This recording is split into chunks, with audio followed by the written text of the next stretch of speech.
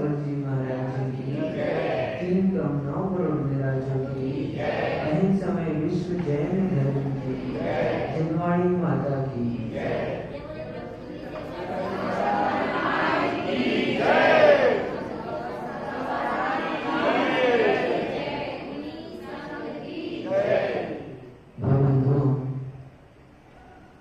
आज हम सभी के महाभाग्य का उदय हुआ है, जो सर्वज्ञ प्रभु की ये देशना हमें प्राप्त हो रही है। बिरले ही ऐसे जीव होते हैं जिन्हें देशना श्रवण का लाभ मिलता है, और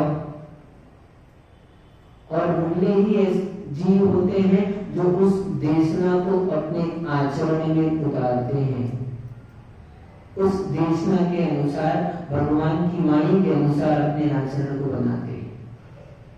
आज हम सभी का महाभाग्य है। भाग्य मानना मनुष्य मेरा। क्यों? क्योंकि जब अंतरंग से परिणाम होने को हो, अंतरंग से भाव बने कि हम भगवान के दर्शन को चले, हम महाराज की वंदना के लिए चले, हम प्रवचन सुनने चले, जब अंतरंग से ऐसे भाव होने लगे, वो समझना वो सबसे उत्कृष्ट परिणाम है। किसी के कहने पर नहीं, राकेश भाई, किसी के कहने पर नहीं, ठीक है, कहने वाला तो कहता है, लेकिन एक कहने के बाद में भी बहुत फर्क पड़ता है। कहने के बाद में भाव बन जाए, लेकिन एक सहज भाव बने, एक औषधि लेकर पेट साफ करना, और एक सहज, बहुत अच्छे से आपको समझ में आएगा। जब आपको स्वयं ही अंतरंग से मन हो कि हमको शुद्धि में जाना है, तो क्या होगा? शरीर की दृष्टि से, शारीरिक दृष्टि से ये स्वास्थ्य है। क्या? शारीरिक दृष्टि से देखोगे तो ये स्वस्थ आदमी है, ये उसका स्वास्थ्य है, जो विचार है। सहज ही उसका भूख लगती है और सहज ही उसका निहार होता है। एक भूख नहीं लगती तो औषधि लेता है। औषधि लेता है क्यों? भूख बढ़ाने के लिए। भूख नहीं लगती, जठराग्नि बंद हो गई, वो औषधि लेता है, तो इसका मतलब है अस्वस्थ है। औषधि लेगा तो उसको लाभ मिलेगा, लेकिन इसका मतलब अस्वस्थ है। एक सहज निहार होता है, एक निहार नहीं हो रहा है, औषधि लेता है, औषधि का सेवन करता है, फिर निहार हो जाता है, फिर भी निहार हो जाता है। लेकिन ऐसे ही समझना, एक किसी के कहने पर आपको धर्म करने के भाव हो, और एक आपके सहज भाव बने कि यार हम भी कुछ कार्य करें,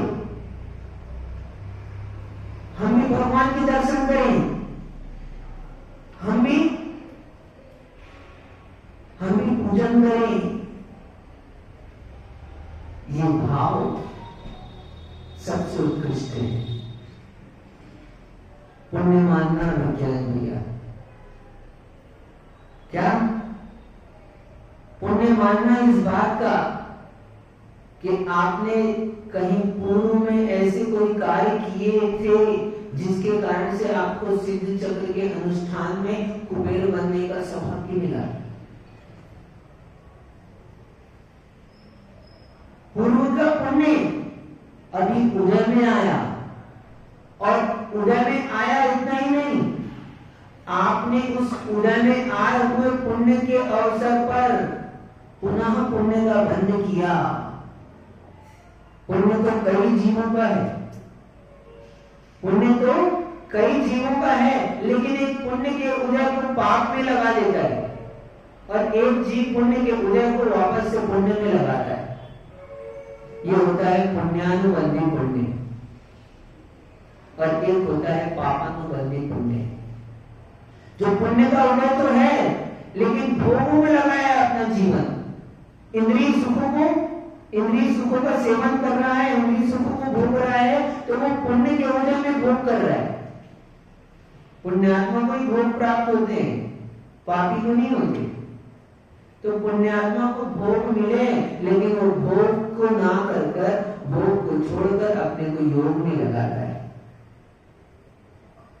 ऐसा भी होता है। सब सहज नियम है। आज फिर से हम चलते हैं उसी श्रृंखला में। हमारा ग्रंथ चल रहा था कुरल काव्य, और इस कुरल काव्य ग्रंथ में चर्चा चल रही है सहधर्मिणी की। मनुष्य सहधर्मिणी की चर्चा चल रही है। सहधर्मिणी यानी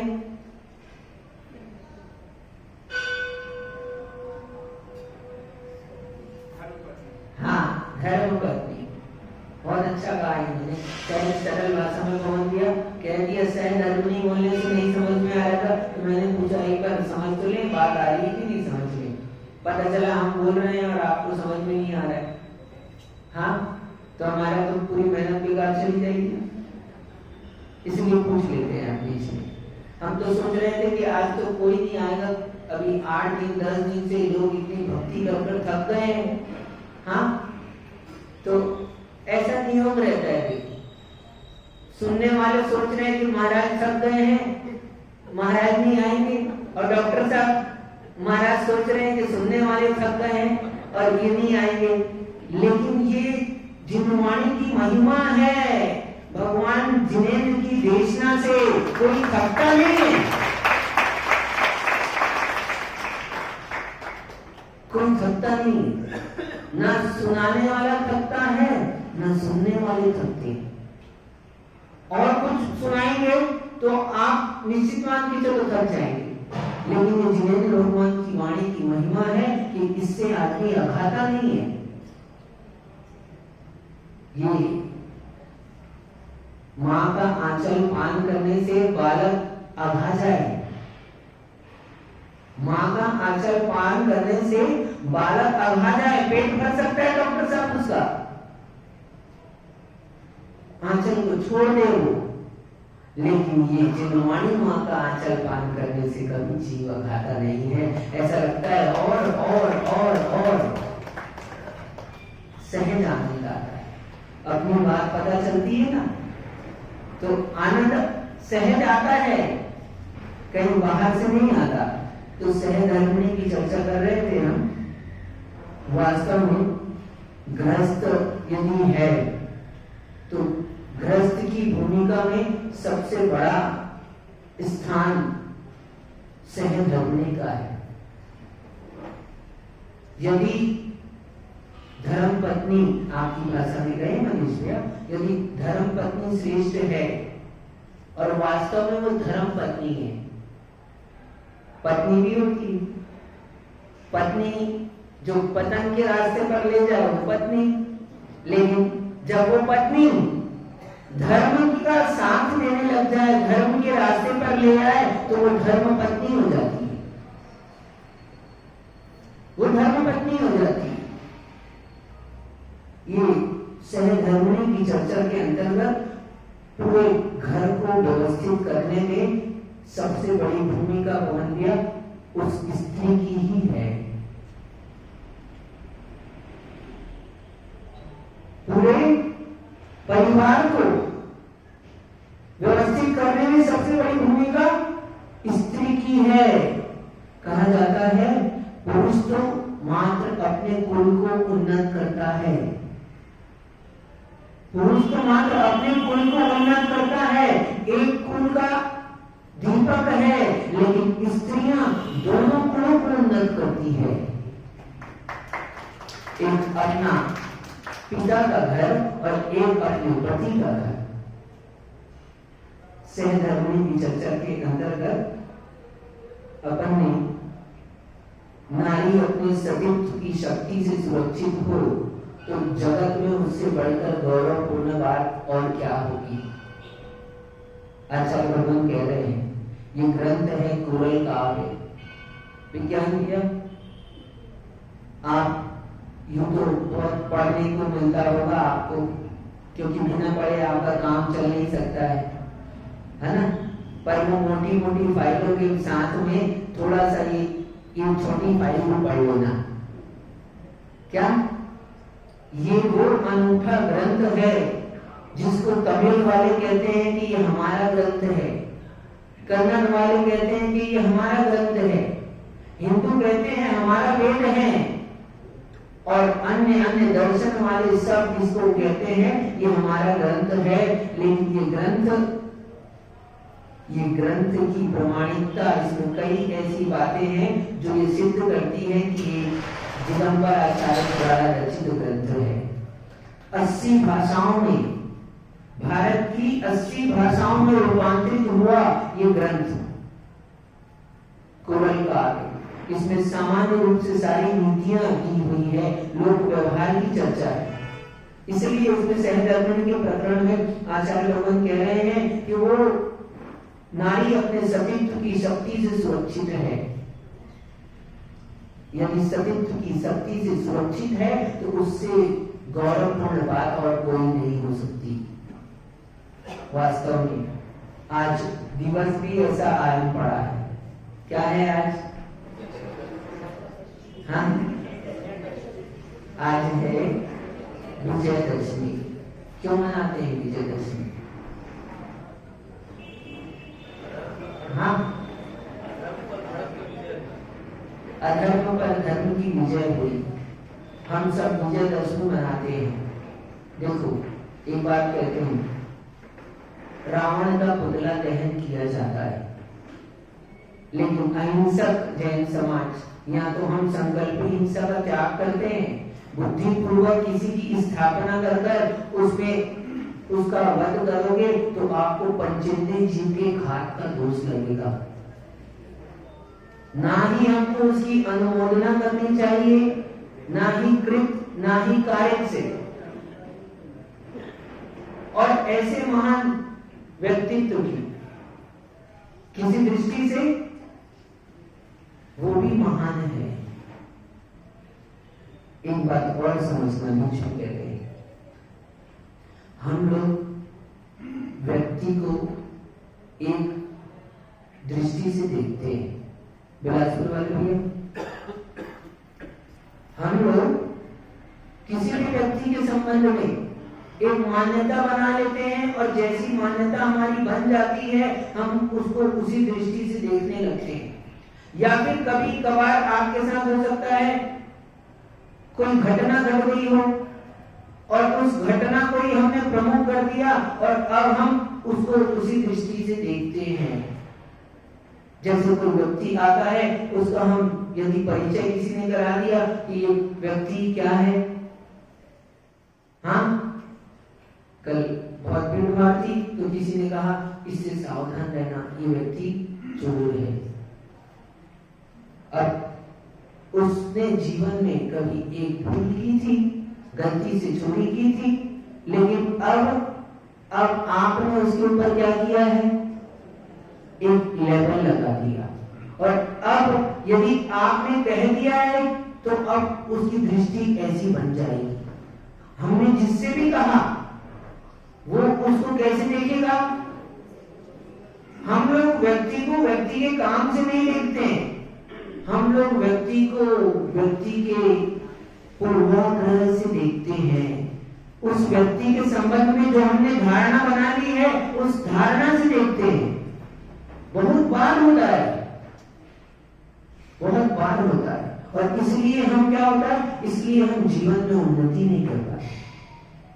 जो वर्तमान को देखता है वो उन्नति को प्राप्त होता है, जो भूत को देखता है उसको उन्नति नहीं मिलती। हाँ, यदि जीवन जीना है तो वर्तमान में जीने की कोशिश करो। भूत तो गया, उसमें कुछ परिवर्तन कर सकते हो क्या? क्यों मनीष भैया? कल 14 अक्टूबर था, कल बहुत सारा काम था आपको, कल काम आपने निपटाया, समय पर निपट गया, आप यहाँ पहुंच गए, लेकिन एक काम छूट गया कल का। अब कल एक काम आपने आगे पीछे कर दिया या एक काम छूट गया, अब उस कल के काम को क्या कर सकते हो आप? बोलो। पीछे जाकर कुछ भी नहीं हो सकता।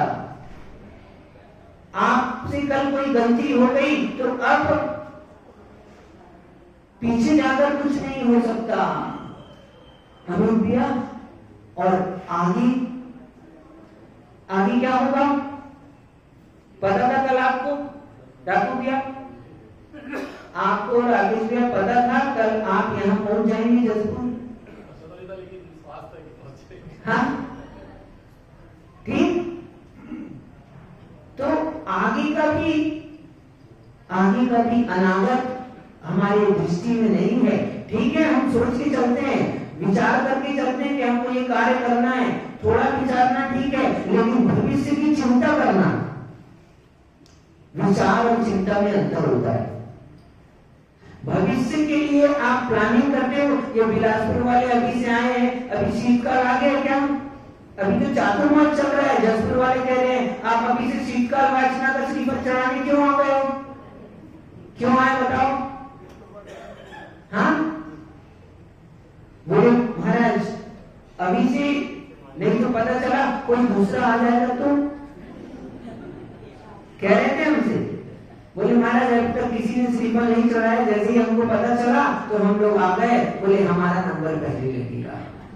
अरे भाई बहुत पुण्य मानना है इस बात का। ऐसे ही भाव बना लो भैया, अभी तो वर्तमान में मोक्ष छोटा नहीं है। महाराज फिर आपने दीक्षा क्यों ले ली? हमने इसीलिए ले ली कि फिर जब मोक्ष का गेट खुलेगा तो हमारा नंबर पहले से थोड़ी व्यवस्था बनानी पड़ती है, तैयारी करनी पड़ती है, लेकिन चिंता नहीं करनी पड़ती। पहले से प्लानिंग करना, विचार करना ये अच्छी बात है, सोच कर कार्य करना चाहिए।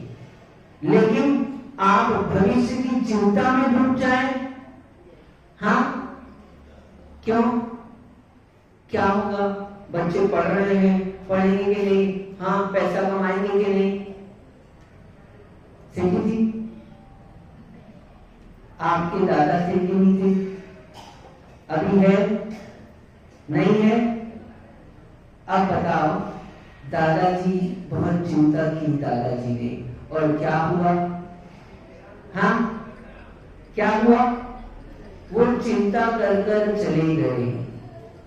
वो सोच रहे थे क्या होगा, हाँ मेरे पोते लोग कैसे रहेंगे, क्या करेंगे, कहाँ रहेंगे, क्या कमाएंगे।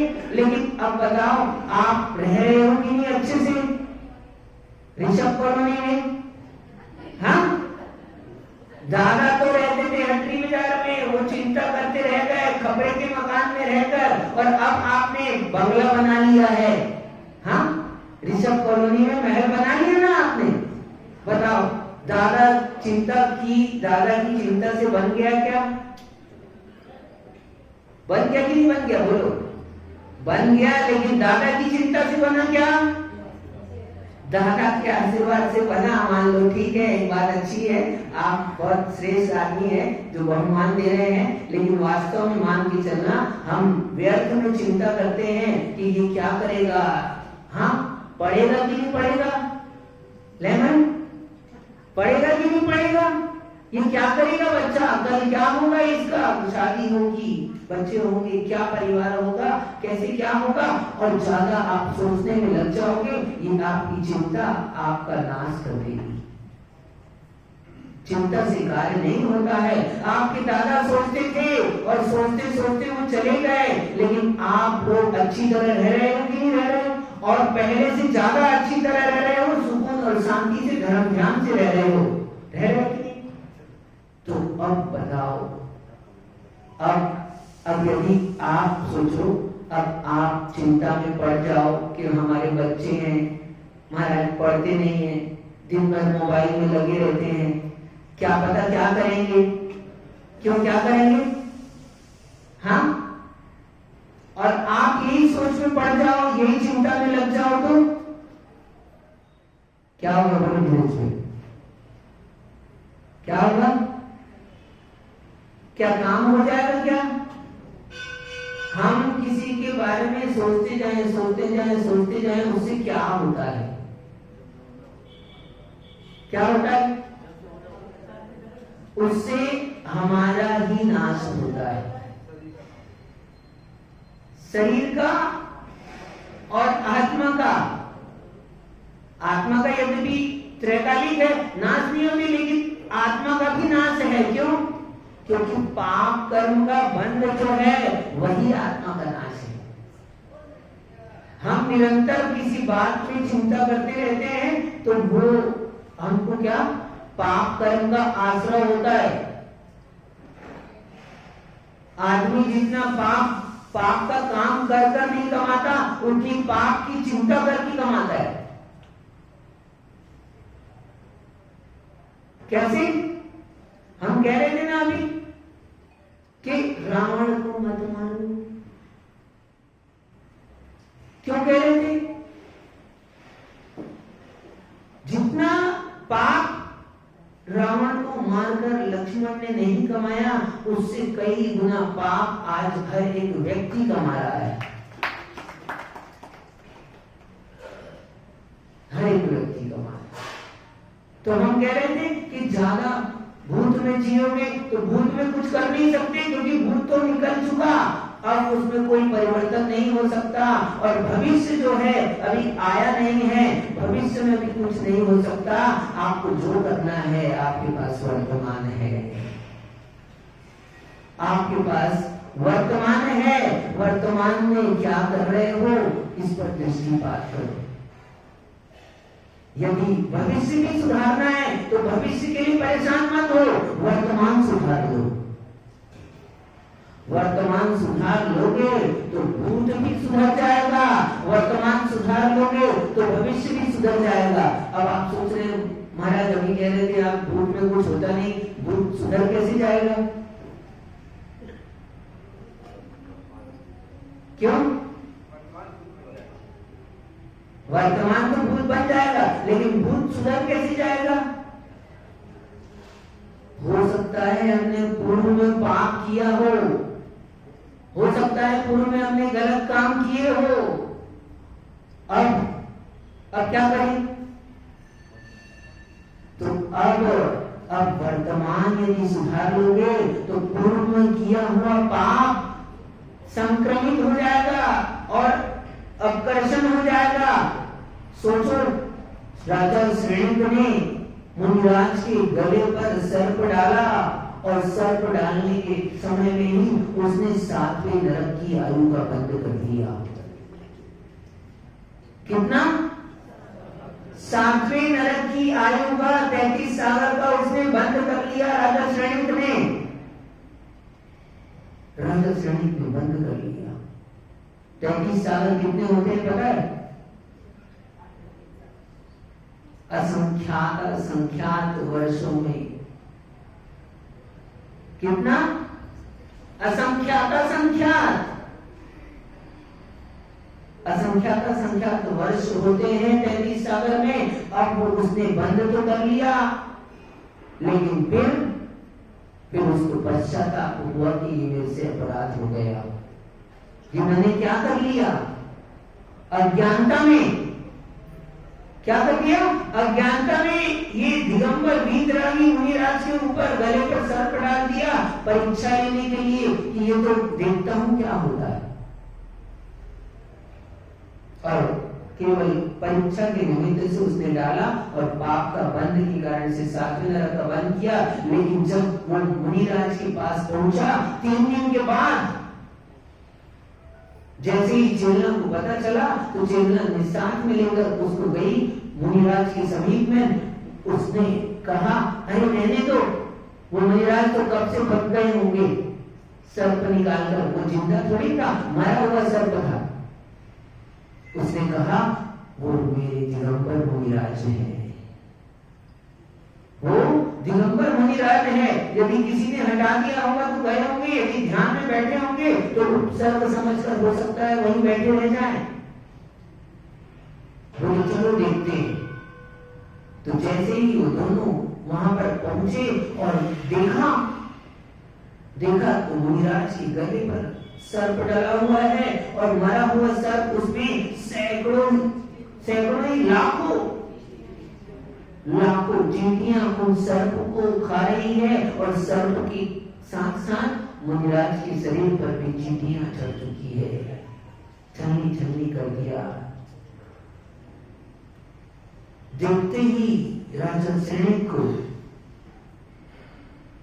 देखते ही क्या, जैसे ही देखा मुनिराज को ये तो बैठे हुए हैं, उसको अंतरंग से पश्चाताप हुआ, ग्लानि हुई और पहले उन्होंने व्यवस्थित तरीके से सर्प को अलग किया, महाराज की वैयावृत्ति की और इस समय में उसके अंतरंग भाव चल रहे थे कि मैंने इतना पाप किया है, मैं अपनी तलवार से अपना गला, अपना धड़ अलग कर लूं।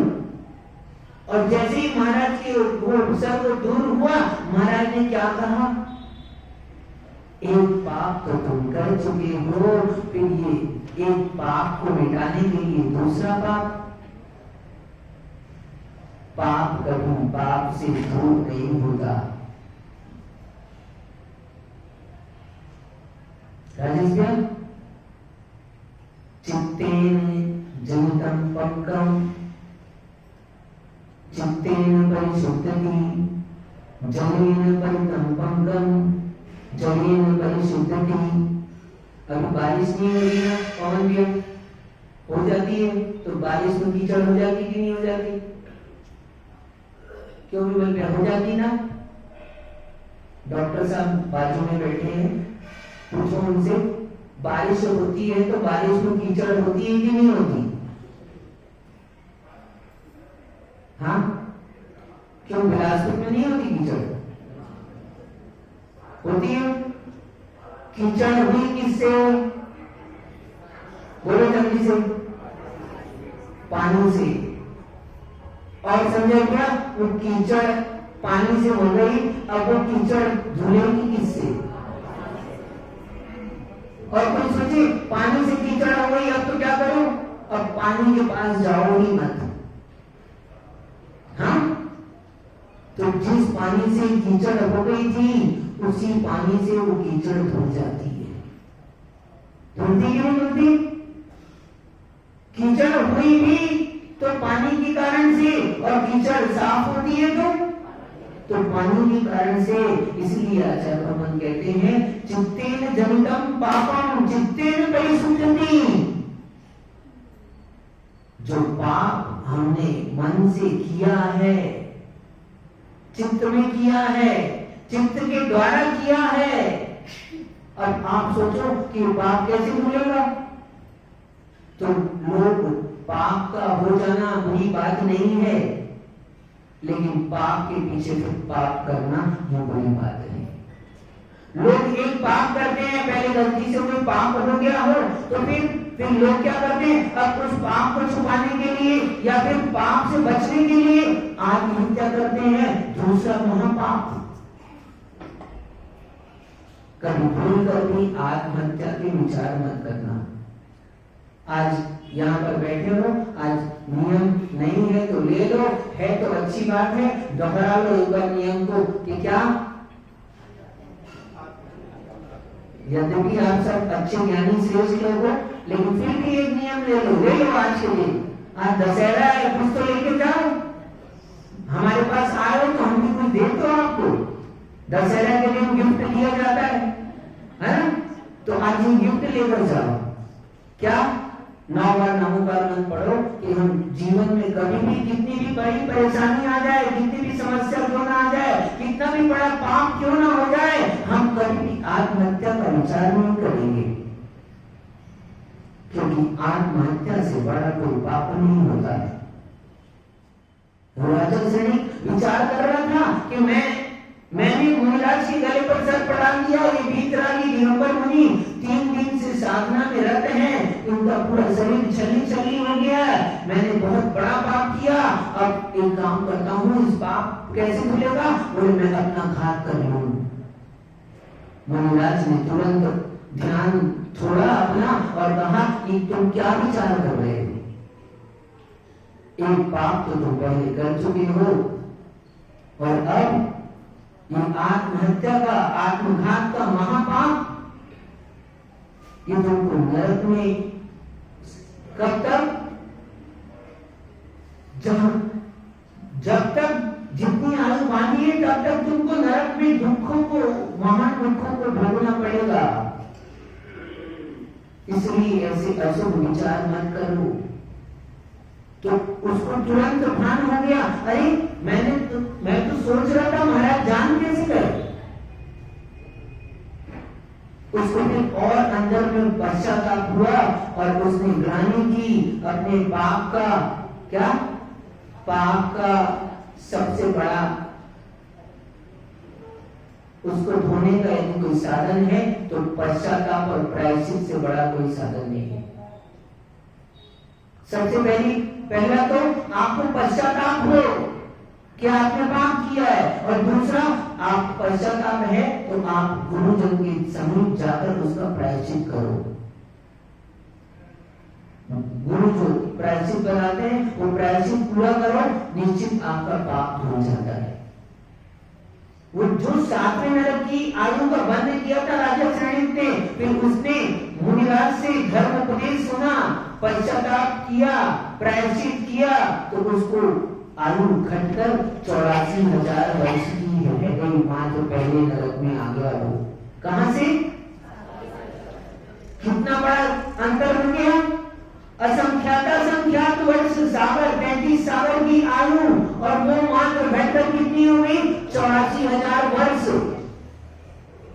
कितना है, सागर में बूंद के बराबर है।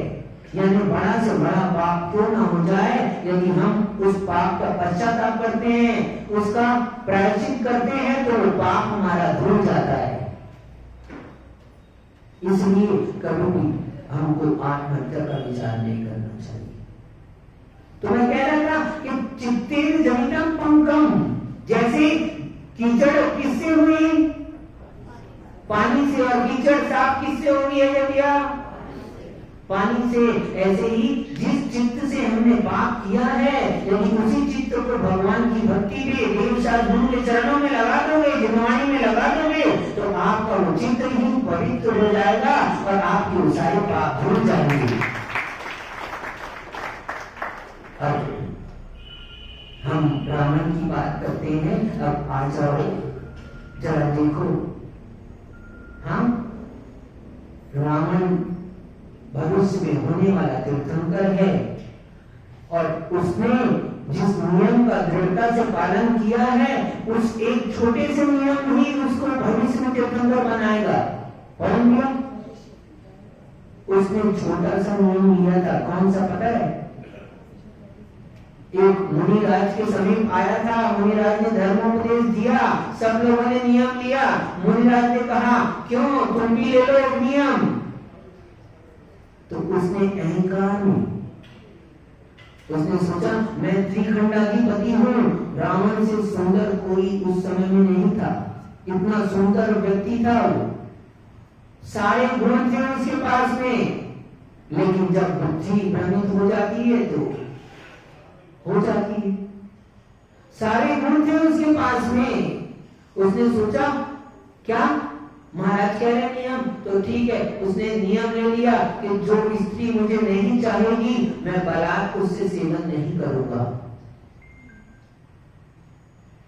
कितना सा नियम,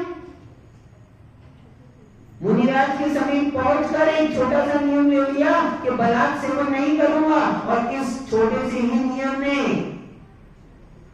सीता के सिंह की रक्षा की और रावण की भी रक्षा की। यद्यपि उसने सीता का हरण किया, सीता का हरण किया, लेकिन बलात् सेवन नहीं किया, और हरण करने के बाद में भी फिर वो पश्चाताप करता था कि मेरे से गलती हो गई, लेकिन लेकिन विरोध किया। रावण क्यों मरा? हाँ, सीता के हरण के कारण नहीं, दुराचार के कारण नहीं। रावण यदि मरा तो अहंकार के कारण। अहंकार के कारण वो सोचता था कि मैं सीता को वापस दे दूंगा, लेकिन इन भूमि गोचरियों को जीत तो लूं, इनको जीत लूंगा और इन जीत लेने के बाद में मैं सीता को वापस लौटा दूंगा। लेकिन ऐसे नहीं दूंगा। क्यों? मैं विद्याधर, इतनी विद्याओं का स्वामी हूं और ये भूमि गोचरी, लोग क्या कहेंगे? उस अहंकार ने उसको रावण लक्ष्मण के साथ युद्ध करने को कहा और नियोग रहता है प्रभु नारायण का वध नारायण के हाथों होता है। वो नियोग भी बैठा और उसका वध हुआ। अहंकार ही उसको ले डूबा। हम रावण को जलाते हैं, रावण को बाद में जलाना। अब विचार करो,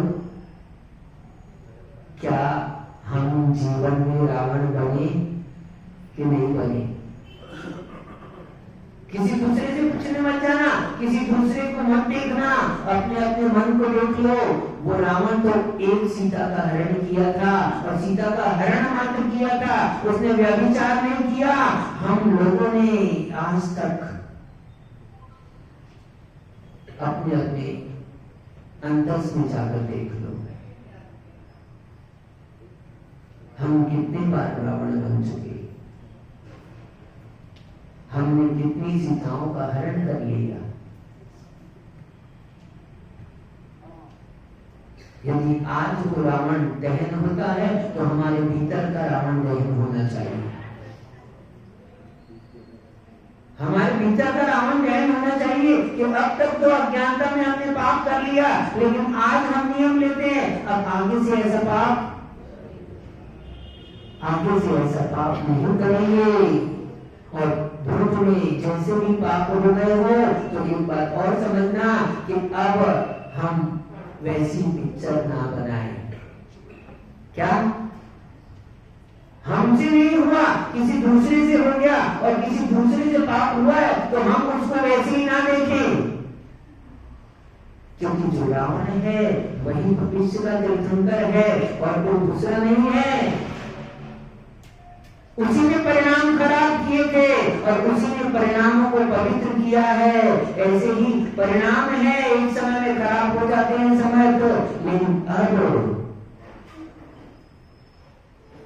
अब परिणामों को संभालने की जरूरत है।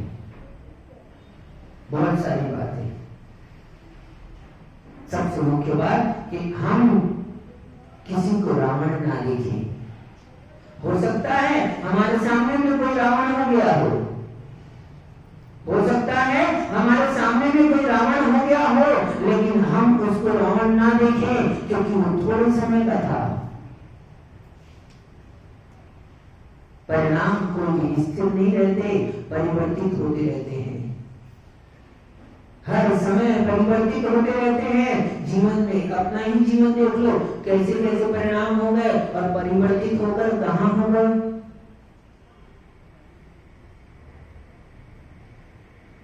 कहां हो गए परिणाम? इसलिए उस थोड़े से समय के परिणाम को देखकर किसी व्यक्ति का पिक्चर मत बनाओ। उस थोड़े से समय के परिणाम को देखकर किसी व्यक्ति का फ्रेम मत बनाओ।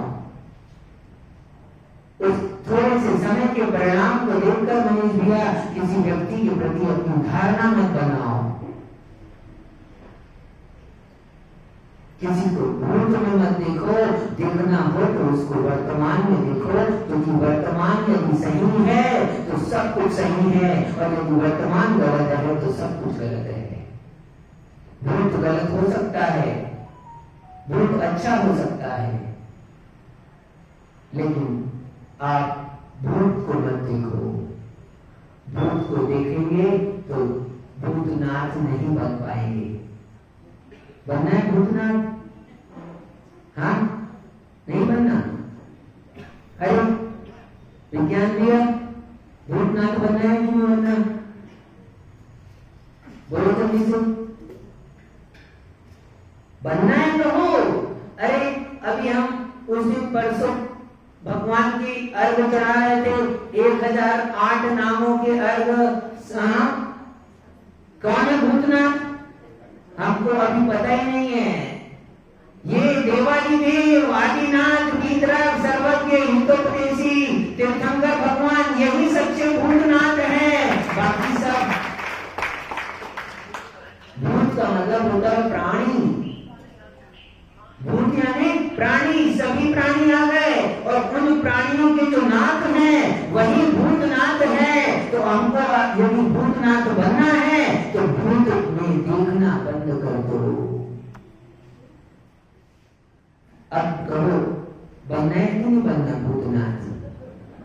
हाँ, अभी तो मना कर रहे थे, अब सब तैयार हो गए। हाँ, जल्दी बदल जाते हैं लोग, है ना? विज्ञान दिया, जब तक अज्ञान रहता है तब तक हमको सब कुछ समझ नहीं आता। इसलिए हम क्या कह रहे थे, हमको भूतनाथ नहीं बनना। इसलिए हम व्यक्ति को देखते हैं, अज्ञानता से देखते हैं, ये पापी है, ये दुराचारी है, ये जड़ आत्मा है, हम कहते हैं। लेकिन हम अज्ञानता से देख रहे हैं, तुम ज्ञान से देखो, वो भी ज्ञानी है, वो भी भविष्य का भगवान है। इस ज्ञान से देखोगे तो फिर आपका मन भी हो जाएगा। कैसा? जैसे अभी नहीं हो रहा था ना भूतनाथ बनने का मन, अब 1 मिनट में कैसा हो गया मन? अब लग रहा है हमारा भूतनाथ बनना है। हाँ, ऐसे ही जो थोड़ी देर पहले हमको पापी दिखाई दे रहा था, यदि उसको भी अपने ज्ञान चक्षु से देखोगे तो वो भी आपको भगवान आत्मा दिखाई देगा। क्योंकि जगत में, संसार में सभी आत्माएं समान है, गुणों की अपेक्षा हो। घड़ी तो देखी ही नहीं हमने, ऐसा ही होता है। हाँ, ऐसा ही होता है। समय कब निकल जाता है पता नहीं चलता। ये 1 घंटे की बात नहीं कर रहे हैं, पूछो यूरोपिया से 10 दिन। हाँ, 10 दिन पहले, महीना भर पहले हम यहाँ पर कहते थे, सोचते थे आपके नगर में सिद्ध चक्र महामंडल विधान होने वाला है। अब तो हो गया। ऐसे ही पूरा जीवन निकल जाएगा, पता नहीं चलेगा। इसलिए अच्छा काम करना है, श्रेष्ठ काम करना है, धर्म के काम करना है। उस पर सोच विचार मत करो, तुरंत कर डालो, तुरंत करो। लेकिन पाप का काम करना हो तो उसके लिए बहुत विचार करना, ठीक? विचार करना, लेकिन चिंता नहीं करना, ठीक? बात समझ में आ गई? आपका दशहरा अच्छे से बने। कैसे? आपके भीतर का रावण मर जाए, यही सबसे अच्छा दशहरा होता है। हमारे भीतर का रावण मर जाए भगवान, हमारा दशहरा यही होगा। हमारा दशहरा मने ऐसी मंगल भावनाओं के साथ, जब लोग ये परम पूजा